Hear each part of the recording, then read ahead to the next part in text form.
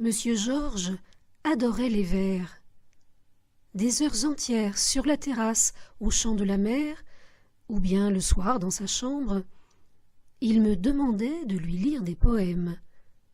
De Victor Hugo, de Baudelaire, de Verlaine, de Maeterlinck. Souvent, il fermait les yeux, restait immobile, les mains croisées sur sa poitrine, et, croyant qu'il s'était endormi, je me taisais. Mais il souriait, et il me disait « Continue, petite, je ne dors pas. J'entends mieux ainsi ces vers. J'entends mieux ainsi ta voix.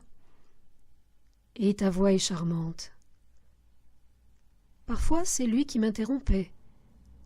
Après s'être recueilli, il récitait lentement, en prolongeant les rythmes, les vers qu'il avait le plus enthousiasmés. Et il cherchait, ah, que je l'aimais de cela, à m'en faire comprendre, à m'en faire sentir la beauté. Un jour, il me dit, et j'ai gardé ces paroles comme une relique, « Ce qu'il y a de sublime, vois-tu, dans les vers, c'est qu'il n'est point besoin d'être un savant pour les comprendre et pour les aimer.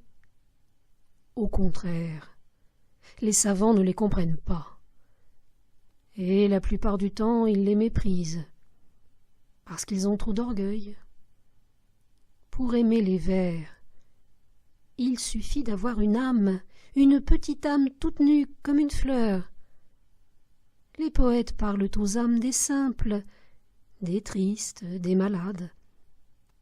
Et c'est en cela qu'ils sont éternels. Sais-tu bien que lorsqu'on a de la sensibilité, on est toujours un peu poète? Et toi-même, petite Célestine, souvent tu m'as dit des choses qui sont belles comme des vers. Oh, monsieur Georges, vous vous moquez de moi. Mais non, et tu n'en sais rien que tu m'as dit ces choses belles. Et c'est ce qui est délicieux. Ce furent pour moi des heures uniques.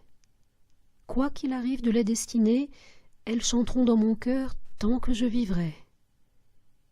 J'éprouvais cette sensation indiciblement douce, de redevenir un être nouveau, d'assister pour ainsi dire de minute en minute à la révélation de quelque chose d'inconnu de moi et qui pourtant était moi.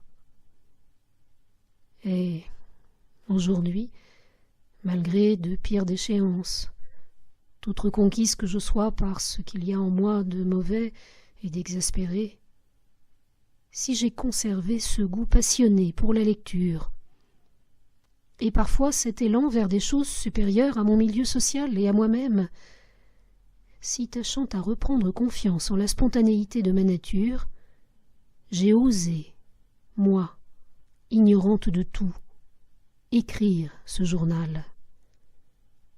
C'est à monsieur Georges que je le dois.